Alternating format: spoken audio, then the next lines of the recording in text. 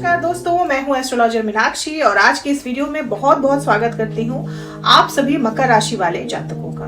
दोस्तों 29 मार्च 2025 को शनिदेव का गोचर होने जा रहा है। शनिदेव गोचर करेंगे मीन राशि में और यही खत्म हो जाएगी आपकी 7.5 मकर राशि वालों की 7.5 29 मार्च को खत्म हो जाएगी। आपके जीवन का एक नया अध्याय शुरू होगा। इन 7.5 सालों में मकर राशि वाले लोगों ने बहुत कुछ गवाया है, बहुत कुछ खोया है, बहुत तकलीफें झेली है, बहुत कुछ ऐसा खोया है जो शायद ही उन्हें वापस मिल सके। लेकिन अब जब शनि देव जा रहे हैं, विदा हो रहे हैं, तो आपके लिए कुछ ना कुछ अच्छा जरूर करके जाएंगे, क्योंकि जब 7.5 खत्म होती है तो कुछ ना कुछ अच्छा जरूर होता है जिसके संकेत आपको मिलना शुरू हो जाएंगे। दोस्तों मकर राशि वाले लोगों के लिए ये जो गोचर है ये किसी वरदान से कम नहीं है, क्योंकि आपके तीसरे भाव में चले जाएंगे शनिदेव। तीसरे भाव में शनिदेव अच्छे परिणाम देते हैं, क्योंकि तीसरा भाव त्रिक भाव होता है और जितने भी त्रिक भाव हैं उनमें शनिदेव अच्छे परिणाम देते हैं। तो क्या अच्छे परिणाम आपको देखने को मिलेंगे और कहाँ थोड़ी सी सतर्कता रखने की जरूरत है। शनिदेव तो तीसरे भाव में अच्छे परिणाम देते ही हैं, लेकिन साथ ही साथ राहु भी अच्छे परिणाम देते हैं तीसरे भाव में। राहु अभी आपके तीसरे भाव में ही विराजमान है।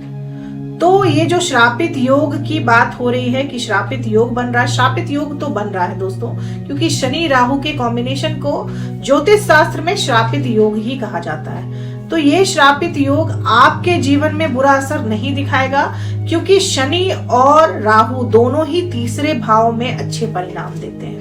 काल पुरुष की कुंडली में राहु उच्च के होते हैं तीसरे भाव में और शनि भी त्रिक भाव में अच्छे परिणाम देते हैं। कुछ सावधानी आपको रखनी पड़ सकती है, उसके बारे में बताऊंगी, और कुछ उपाय आप कर सकते हैं 18 मई तक, उसके बारे में भी बताऊंगी। तो वीडियो के अंत तक आप बने रहिएगा।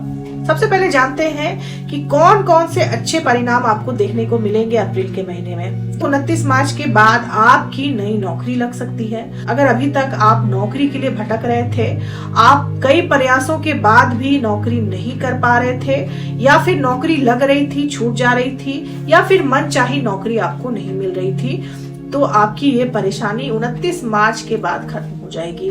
आपको नौकरी भी मिलेगी, नौकरी में तरक्की भी मिलेगी और आप जैसी चाहते हैं वैसी नौकरी मिल जाए आपको, इसकी पूरी संभावना है। इसके अलावा आपके घर में अगर किसी तरह का कोई कलेश चल रहा था, किसी तरह का झगड़ा चल रहा था, परिवारजनों से आपकी नहीं बन रही थी, क्योंकि 7.5 में शनिदेव जो है वो संबंध विच्छेद करवाते हैं, आपके रिश्तेदारों से आपके मतभेद करवाते हैं। तो ऐसे रिश्तेदार जिन्होंने अभी तक मुंह मोड़ लिया था क्योंकि बुरा वक्त था, अच्छा समय नहीं था, वो रिश्तेदार अब वापस आपके पास लौट कर आएंगे, किसी न किसी बहाने से आएंगे, लेकिन वही रिश्तेदार अब पीछे मुड़कर आपके पास आएंगे, क्योंकि अच्छे समय की शुरुआत हो गई है। तो आपके रिश्ते और संबंध सुधर सकते हैं अपने रिश्तेदारों से। इसके अलावा अगर आपको सेहत से संबंधित किसी तरह की कोई परेशानी चल रही थी तो सेहत में सुधार आएगी। धन संबंधित परेशानियों से भी आपको छुटकारा मिलेगा, क्योंकि शनिदेव अभी तक आपके दूसरे भाव में थे। दूसरे भाव में शनिदेव खर्चे बढ़ा देते हैं, हमारी आमदनी को रोक देते हैं और हमें धन संबंधित समस्याएं भी देते हैं। तो शनिदेव अब आपके दूसरे भाव से तीसरे भाव में चले आ रहे हैं, तो धन से जुड़ी समस्याएं आपकी खत्म हो सकती हैं। आपके पास रुपया पैसा आने के संकेत आपको मिलेंगे। रुपया पैसा किसी न किसी जरिए से आपके पास आएगा। खासकर 18 मई से आप देखेंगे कि आपके पास एक नहीं 2 स्रोतों से पैसा आ रहा है, क्योंकि राहु यहाँ आ जाएंगे दूसरे भाव में। दूसरे भाव में राहु वाणी को तो कड़वा कर देते हैं, आपकी वाणी में कड़वाहट आ सकता है, आपकी वाणी में ईगो आ सकता है, लेकिन धन बहुत देते हैं। दूसरे भाव में राहु जो है वो धनवान बनाते हैं। आप 2 स्रोतों से पैसा कमाते हैं। तो 18 मई के बाद आपकी आमदनी जो है वो अच्छी खासी बढ़ सकती है, लेकिन इसकी शुरुआत जो है वो आपको अप्रैल के अंतिम हफ्ते से ही दिखाई देनी शुरू हो जाएगी। धन से जुड़ी समस्याएं जो है वो आपकी समाप्त हो सकती हैं। इसके अलावा ऐसे लोग जिनका विवाह तय नहीं हो पा रहा था, विवाह से जुड़ी समस्याएं आ रही थी, या तो विवाह तय नहीं हो रहा था या फिर तय होकर टूट जा रहा था, उनका विवाह तय हो सकता है। आपकी विवाह तय होने की, आपकी विवाह होने की पूरी संभावना बढ़ जाएगी जैसे ही शनिदेव आपके दूसरे भाव से हटेंगे। शनिदेव जो है वो 7.5 के दौरान विवाह में भी अड़चन लाने का काम करते हैं और आपके दाम्पत्य जीवन को भी खराब करते हैं। दाम्पत्य जीवन में भी जो समस्याएं आपको चली आ रही थी, पति पत्नी के बीच में अगर झगड़े चल रहे थे, डिस्प्यूट चल रहे थे, तो वो डिस्प्यूट सॉल्व हो सकते हैं। ऐसे दंपति जो बहुत लंबे समय से संतान प्राप्ति के इच्छुक थे, उनकी इच्छा पूरी हो सकती है। उनको संतान से संबंधित किसी तरह की कोई खुशखबरी सुनने को मिल सकती है, तो संतान प्राप्ति के भी योग बनेंगे आपके। ऐसे लोग जो लंबे समय से विदेश जाने के इच्छुक थे, या ऐसे विद्यार्थी जो विदेश जाकर पढ़ाई करना चाह रहे थे या विदेशी संस्थान में दाखिला चाह रहे थे, उनके लिए परिस्थिति बहुत अच्छी है, क्योंकि तीसरे भाव में बैठे शनि की दृष्टि पड़ेगी आपके 12वें भाव में।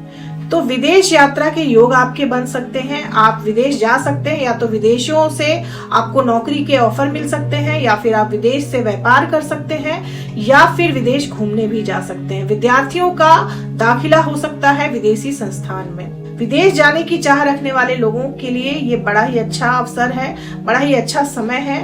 विदेश यात्रा के योग आपके बन रहे हैं। वीजा वगैरह अगर आपका अटका हुआ था तो वो वीजा क्लियर हो सकता है। अब बात करें आपको सावधानियां कहाँ रखनी है। दोस्तों, अप्रैल के महीने में आपको अपने पिता की सेहत का ध्यान रखना है, क्योंकि शनि और राहु दोनों की ही दृष्टि पड़ेगी आपके 9वें भाव पर। तो पिताजी को सेहत से संबंधित समस्याएं हो सकती है, गंभीर समस्याएं हो सकती हैं। अपने पिता की सेहत पर ध्यान देने की जरूरत पड़ सकती है। पिता के सेहत से संबंधित आपको परेशानियां उठानी पड़ सकती है। इसके अलावा छोटे भाई बहनों से आपके संबंध खराब हो सकते हैं।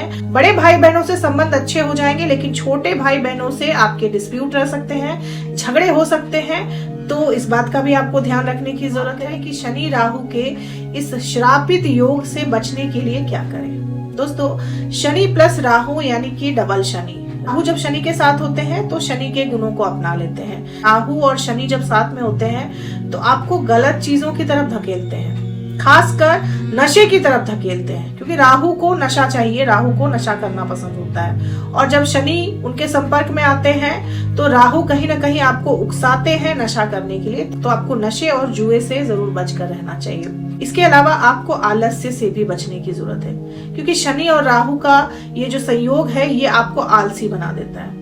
आप जितना ज्यादा आलस करेंगे, आपके काम जो है वो डिले होते जाएंगे, और जितने ज्यादा कर्मठ बनेंगे, क्योंकि शनि को कर्म पसंद है, आप जितना काम करेंगे आपको शनि उतने ही फास्ट रिजल्ट देते हैं, उतने अच्छे परिणाम देते हैं। आपको आलस्य करने से भी बचना चाहिए। अब बात करें कि आपको इन 50 दिनों में जब श्रापित योग चलेगा तो आपको क्या करना चाहिए। एक छोटा सा उपाय करके आप श्रापित योग के इस प्रकोप से बच सकते हैं। दोस्तों, जिस चीज का इलाज किसी के पास नहीं होता, उस चीज का इलाज जो है वो भोलेनाथ के पास है। तो आपको शंकर भगवान का जलाभिषेक प्रत्येक दिन करना है।